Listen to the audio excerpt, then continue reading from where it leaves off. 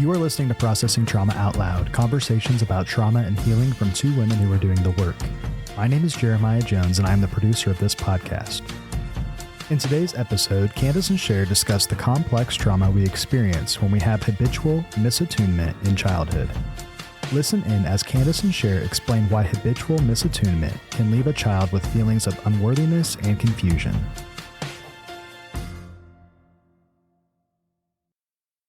Hi, Sher. Hey, Kandace. Good to see you. It's good to be with you today as we are looking at really kind of part two of a small series we're doing on attunement. Last week, we talked about what attunement is and why attunement matters. And today, we're going to get into a little bit more of why is it important that we don't minimize the ways that we were misattuned to as a child. It's such an important topic. And what we really want to do today is just spark curiosity about what were times in our childhood when we were misattuned, when we feel that, when we remember that. Because really, every story of harm is a story of misattunement. Mm-hmm. And it's easy to really minimize those times when we were misattuned, even when they were habitual, because as children, it's very hard for us to look at our parents and place blame on them. So we carried the blame or the responsibility for what happened. And then here we are as adults and going through life and recognizing some struggles that perhaps we're not able to seem like we can get through. And so we feel like this topic of misattunement is a big deal. We want to just list a few of the common struggles that are inherent in complex PTSD. And these come from a list that Pete Walker gives in his book that is entitled Complex PTSD. Some of the symptoms that we may struggle with if we have complex PTSD are toxic shame, self-abandonment, relational difficulties, habitual feelings of loneliness and abandonment, attachment disorders, a harsh inner critic, and suicidal ideation. And he has even more things in his list than that. We wanted to bring these as just some of the things that we have struggled with in our journey of dealing with our childhood trauma, and to bring these up as really saying it's a big deal. And when we were misattuned to, it's a big deal. And we want to really make space for naming some of the ways that misattunement happens that can tend to be minimized. And we want to just make space for naming these as being very significant in our lifelong struggle for emotional connectedness and emotional wellness. Mm-hmm. I would say that when we've had habitual misattunement as a child, we will minimize because it was normal. You know, there are more profound examples of maybe being misattuned that would feel like a bigger deal if that didn't happen very often for you. Right. And so I like what you're saying about just really staying in your own story as you're listening to this episode. You know, especially if you're a parent, you're going to want to go towards, you know, thinking about ways that you could be misattuning to your child. And it's not that there's never a space for that, but until you can really look at your developmental story, it's going to be hard for you to see more clearly on ways that you can be more attuned to your child. Yeah. And we've said many times that we become better parents when we do our own work, because when we heal the things that we struggle with, we can show up as parents in very different ways. Yeah, the pull can be to go there. And the minute you start feeling guilt and shame for how you can see yourself not being the way you wish you were showing up with your own children, please just come back to your story of how you were misattuned to as a child.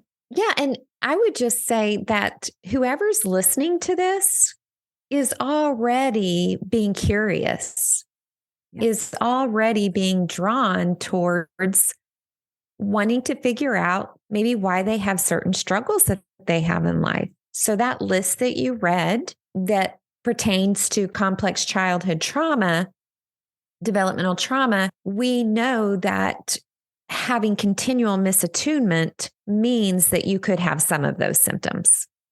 And we could give 100 examples of misattunement, and we decided instead to share a story. And Kandace, I'm just wondering if you would want to just share the story from when you were a child and you had to move, and just talk a little bit about what happened there.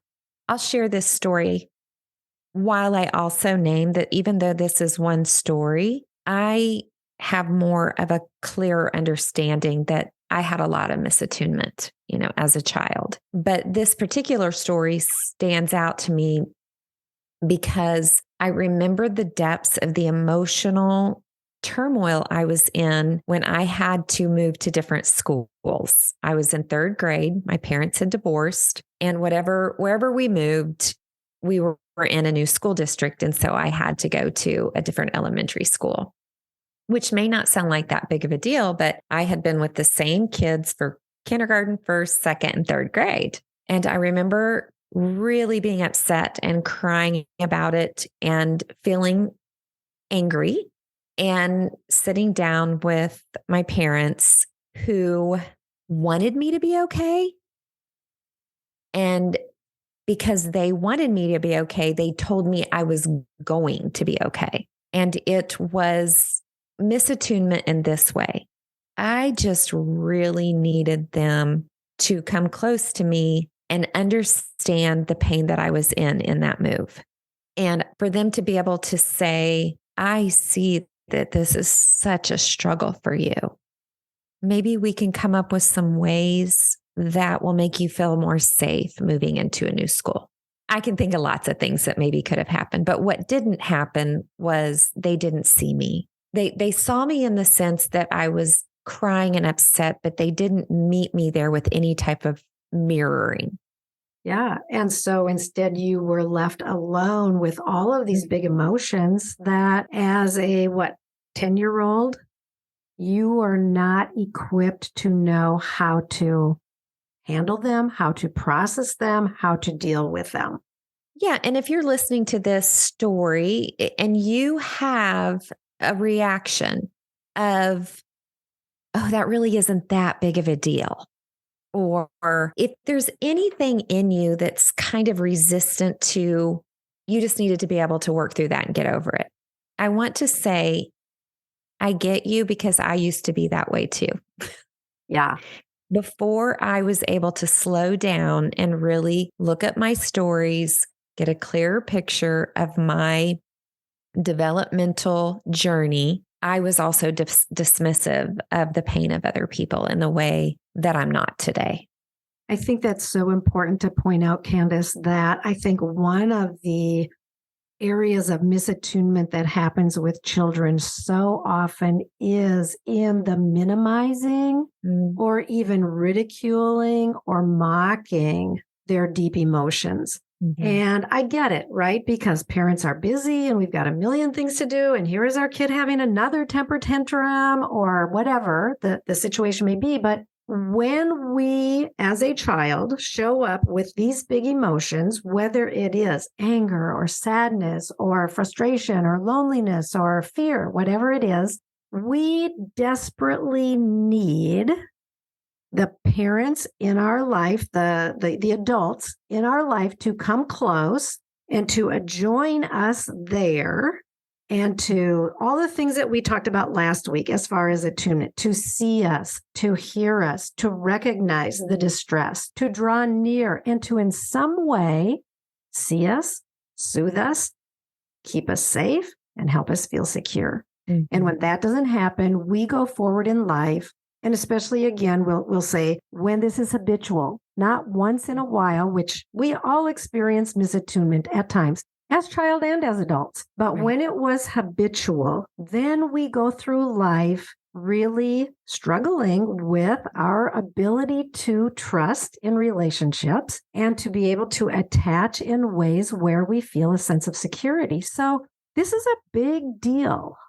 Yeah. And not only do we struggle with trust in our relationships, we actually mostly struggle with trusting ourselves. Yeah. Can you say more? Trust ourselves how? Well, because if we are not being attuned to, then we will question, as a child, we will question maybe what's wrong with us, or maybe we're bad because we're not aligning with where the adult or the caregiver is. You're in a bind for a while until you kind of sometimes just give up, especially if it's habitual and it never gets addressed. So yeah, what happens is you come through that with this deep sense of, I don't even really know what I need or what I want or how I feel. It's almost like you can't turn towards yourself and really, I'm going to use the word even, meditate on what's true for you and what you need and what you desire and what you want. Yeah. And I'm thinking particularly about Pete Walker's, one of his traits of complex PTSD is self-abandonment. We cannot stay with our own sense of neediness because we feel that in some way we are bad or wrong or threatened because we have that neediness. And I want to also add that habitual misattunement is trauma for the child in that it really does put the child into a state of fight or flight or freeze or fawn. Sometimes people add all four of those are options: fight, flight, freeze, or fawn. That when the child is habitually misattuned, they go into these states of survival. Their brain is telling them that they are not safe, that there is danger, and that this is what they do to survive. And then whatever we did as a kid, we will continue to do throughout our lives. So if as a kid I froze, as an adult, I will freeze most of the time, most likely. Misattunement can sound like a small thing, but really it puts us into the category of trauma. And that's why we're really wanting to name this here today, because it can be really difficult to name the ways that we were misattuned to as children, because it really does feel bad. It can feel bad to say, my parents really missed me a lot. They missed what I needed. And yet being able to name that is essential if we are going to open our soul and our body and our mind to the possibility of healing. Yeah, I think I like that you're bringing the healing aspect into it, because we do want our listeners to understand that misattunement is healed through new attuned relationships. Yeah. So when we started experiencing being attuned to, there's actually something in you that comes alive. It's kind of a joyful, scary feeling. Yeah. So I just wanted to say that. No, I love that though, Kandace, because like one of the things that we did mention is that for an infant, what did you call it? The joy window? Yeah, I heard a guy speak at a conference. I want to say it was a foster care conference that I went to years ago. And he called a baby's first 3 months of life the joy window. And he said it's the baby that's looking for the face that shows delight and joy just because they exist. Yeah. And I don't know where he gets 3 months, because I think we should do that forever for everyone, for all ages. Yeah. But for whatever reason, that first 3 months he called it the joy window.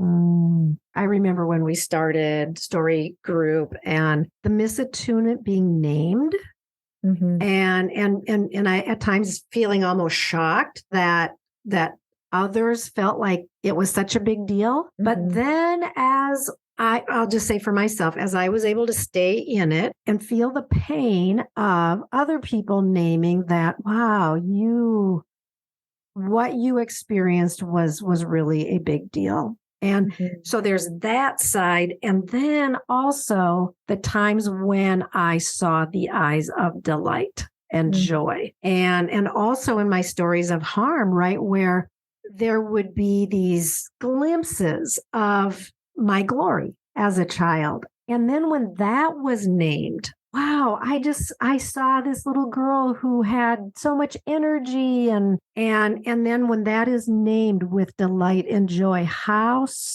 soothing and how healing that has been to my soul. Yeah, because our healing journey of looking at the particularities of our story where there's hurt and harm, that's not all we do. We're also looking for grace and the glory and the gifting. That is a part of it. But we really do have to get into the particularities of the harm in order to be kind of in awe of what we've survived. Yeah. And I think we can make some assumptions that if our listeners have been with us for many episodes and are still here, like they're recognizing the need for seeing some things that they have maybe not wanted to see, or name some things that have been hard to name, or they're going further down the path into identifying the stories, the very specific particular times and ways that they were misattuned and that harm came as a result of that. This is the process. It's hard to just dive in full strength. We can start slow by just remembering the times that felt hard. Just go there. Go to one story that felt like there's pain as you remember back on it, and just make a list of the things that as a child you needed in that particular moment and you did not get. Even that is it's an important step. Yeah. And sometimes that first step is the hardest and can be the scariest. That's why it's a beautiful gift to have people that have gone before you to go ahead and name that this is hard. It can feel scary, but there's so much goodness and healing to stay on this journey.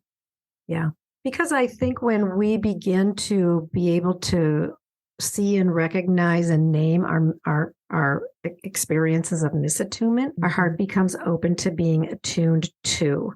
And at first, being attuned to can even feel awkward. And yet then the more you get tastes of it, it's like the more you really want it and that your soul really opens up to it. You called attunement. I like that you're saying it feels awkward, because if you listen to our last week's episode, you called attunement intimacy. Yeah. And if you're not used to intimacy feels awkward. Yeah. Yeah. Right. So I like that. Yeah. When somebody comes close and really sees well and then names what they're seeing, and we have all kinds of ways that we can push against that. And even now I'm trying to be more conscious to the times that I do resist, and that my immediate response will be to minimize something that somebody says that brings affirmation to me in some way. And I'm trying to stop myself and say, okay, can I receive that? Can I let it in? And when I do, it is really precious. Yeah, I want to keep staying curious. We are several years on this journey, but it is still curiosity and kindness and deep compassion and staying in community that keeps us moving forward. Yeah. Well, Kandace, so good to just talk with you about this today. And I just want to encourage our listeners to find some courage. If you have not been able to really look at ways that you were misattuned to as a child, I encourage you to find some courage and sit down with a piece of paper and just remember a couple of stories that feel painful as you remember them, and just make a note of how did the adults who were present at that time, how did they show up or not show up for you? And what are the messages what did you feel? And then what were the messages that you took away? And how are those messages still impacting your life and your relationships today? It's really worthwhile to take some time with this. So true. So good to be with you today. Great to be with you too, Kandace. I love you, friend. Thank you for listening to Processing Trauma Out Loud. Make sure to check out the show notes for links to suggested resources and social media. Like, subscribe, and follow to keep up with our weekly content. And if you don't mind, take a moment to rate and review us. Your feedback is extremely valuable and contributes to the success of this podcast. One last thing, if you have found this podcast helpful in any way, or if you have questions on how to take the next steps on your healing journey, please reach out to us via email at KandaceSher@gmail.com. That's KandaceSher@gmail.com. Music was created by Caleb Paxton, and our sound engineer is Jeremiah Jones of Auditory LLC. We welcome you to join us for more conversations soon. Take care.